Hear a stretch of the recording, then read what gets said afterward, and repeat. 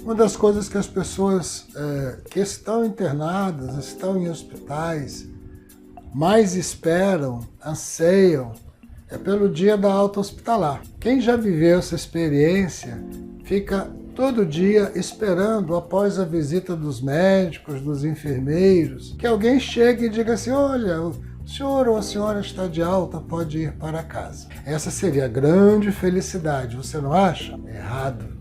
Não é bem assim que o nosso sistema emocional funciona. Por quê?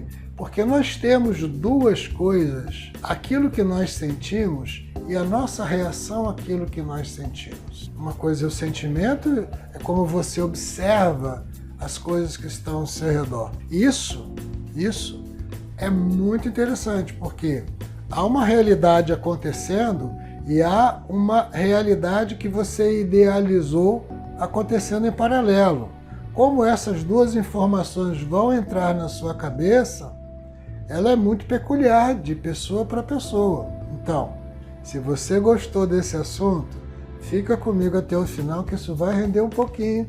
Não deixa de se inscrever se você está passando aqui pela primeira vez, de comentar, de compartilhar e principalmente ativar o sininho para que a gente volte a conversar outras vezes.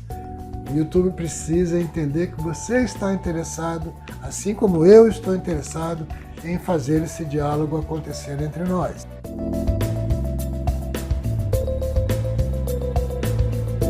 Então, a gente tem a perspectiva dessa ideia de um sentimento trabalhado em cima de uma realidade ou de uma realidade idealizada. Um dos grandes motivos de dificuldade dos seres humanos é trabalhar em cima de uma realidade idealizada, aquilo que ele gostaria que fosse, e não aquilo que é de verdade. Mas, quando a gente está fazendo a observação desses fatos, e lembre que na nossa conversa anterior, nós falamos sobre a importância de se adaptar, de estar dentro do esquema de funcionamento do ambiente hospitalar, da sua enfermaria. Tudo isso requer um processo adaptativo. E, de novo, a gente vai pensar, vai se adaptar na realidade mesmo, ou vai se adaptar de como você gostaria que essa realidade fosse. Depois disso, nós temos um período, porque o ser humano ele é um bichinho altamente adaptável, especialmente nas situações de risco, de angústia, de medo, ele é muitíssimo adaptável.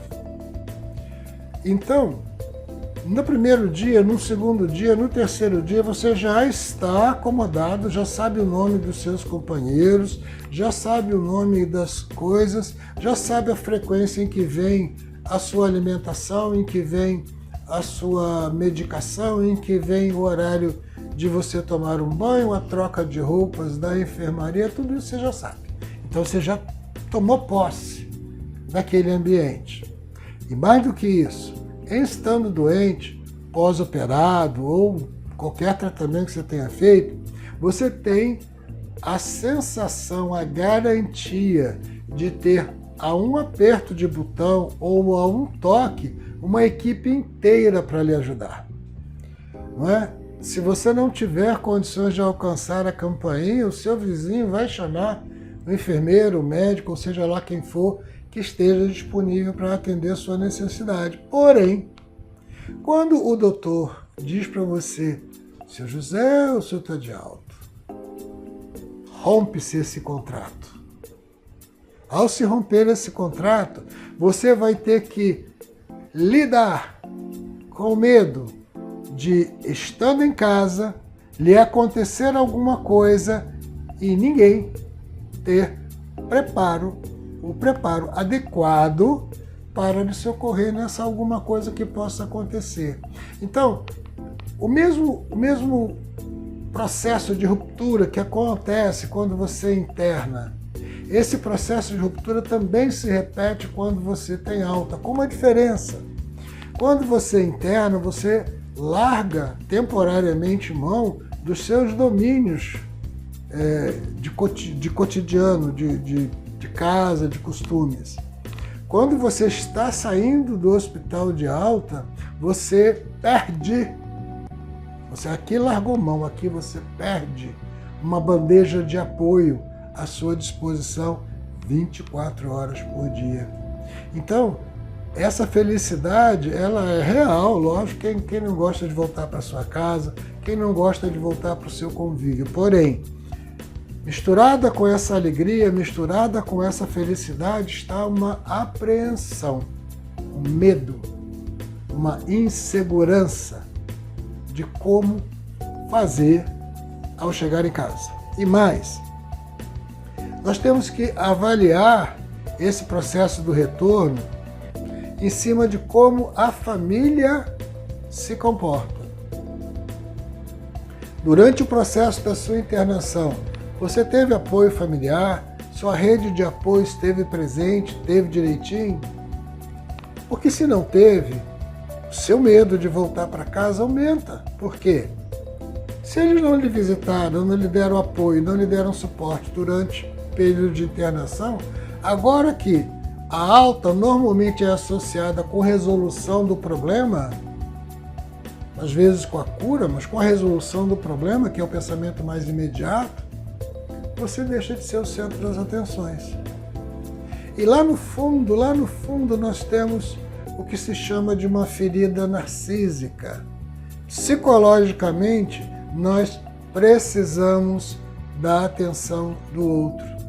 O que que faz, o que que garante que eu existo? Eu próprio? Não. É o outro dizendo que eu existo. É o outro referindo-se a mim como um fato existente. Então, eu preciso do outro para garantir a minha existência. Se essa existência na rede de apoio não se manifestou, esse é o medo que se instala ao retornar para casa. Como é que vão lidar comigo ao voltar para casa? Perde-se o elo, perde-se o curativo bem feito, perde-se às vezes, muitas vezes, até a condição de se alimentar. Não são poucos